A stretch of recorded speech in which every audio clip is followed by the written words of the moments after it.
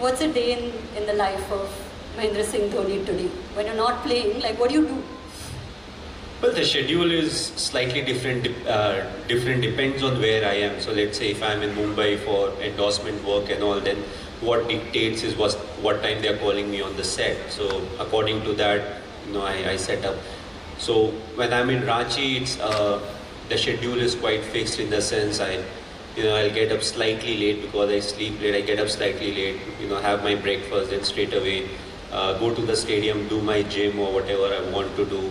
Then come back, spend some time with the family, play with the pets, and evening if I feel like I'll go again to the stadium, play a bit of badminton or tennis, some of the other sports. And in between we have a farming area, so on and off, I go over there. So it's quite regimented in the sense it's almost the same schedule every day, so it is quite boring. But other than that, I've not been doing much. In between, bike rides and all, but not for long.